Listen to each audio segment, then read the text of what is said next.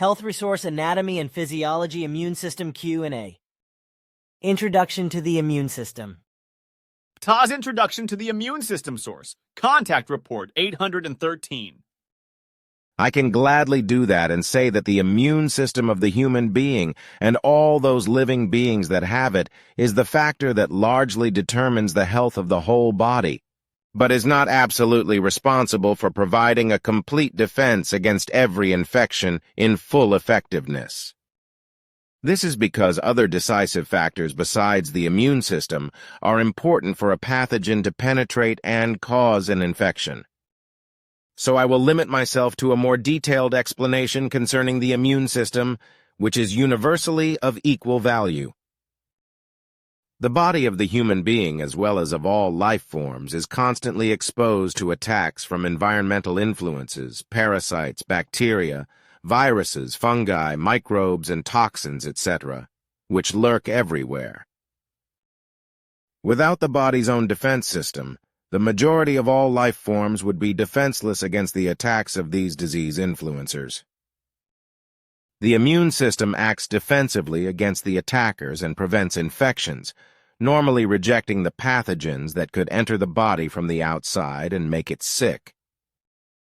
The body's immune system is mainly distributed among the cells and organs, each of which has specific tasks in the complex system and the defense against pathogens. The following can be mentioned.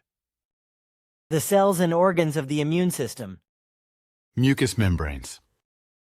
Source: Contact Report 813. The mucous membranes are mainly endangered by the penetration of pathogens, that is to say, the causes of infections, but also the throat, the nose, and the intestines, and ultimately also the skin. Spleen source. Contact Report 813. The organ spleen has to fulfill functions of immune defense, namely with regard to the multiplication of white blood cells, the so-called lymphocytes, whereby overaged red blood cells are also secreted via the spleen. But it also stores defense cells, which are then supplied to the body when an immune defense is necessary. Bone marrow and blood cells contact. Report 813. A few defense cells are also produced as precursors in the bone marrow. Tonsils contact report 813. 4. Then the tonsils also have an initial defense function against externally invading pathogens. Lymph nodes and lymph node pathways. Contact Report 813. 5. The lymph nodes and lymph node tracts simultaneously form a collection point for defense cells and antibodies. Thymus contact report 813. 6. Above the heart is the primary lymphatic organ, the thymus or glandular tissue, which, as part of the lymphatic system, stores the mature defense cells or T cells. The Immune System Lines of Defense Contact Report 813. The immune system has two different types of bacteria and lines of defense for the defense against pathogens. Firstly, the body's own immune system, which is based on two pillars or two lines of defense, namely, the natural immune system, and secondly, the immune system learned and acquired by the body. So there are the two following systems. Natural, non-specific or innate immune system source. Contact Report 813. 1. The natural immune system, that is to say adaptive, that is to say non-specific immune system, which is inherent and innate to the human being, as to every other life form carrying an immune system. Specific.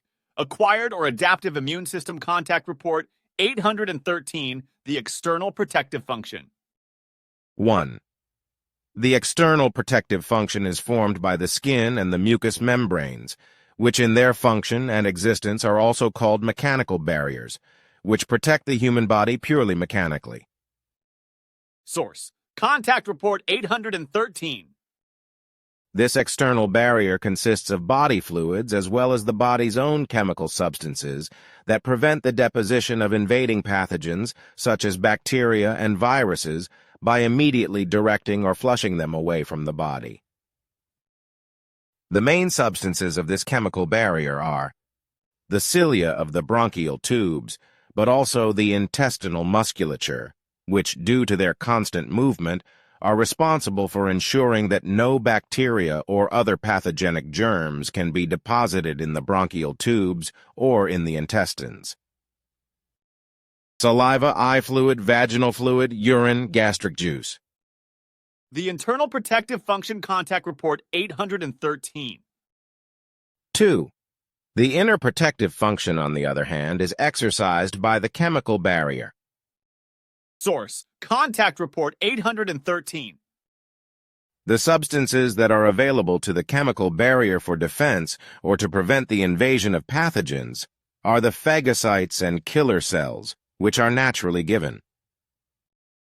Both types are constantly active in the cellular defense within the scope of their capacity. Consequently, they directly take up pathogens and foreign bodies, destroy them, or transport them away. Phagocytes. Source: Contact Report 813. 1. Phagocytes belong to the leukocytes or white blood cells, which eat up the pathogen, after which what remains of it is transported to the cell surface, where the specific immune system then also carries out the further immune defense assigned to it.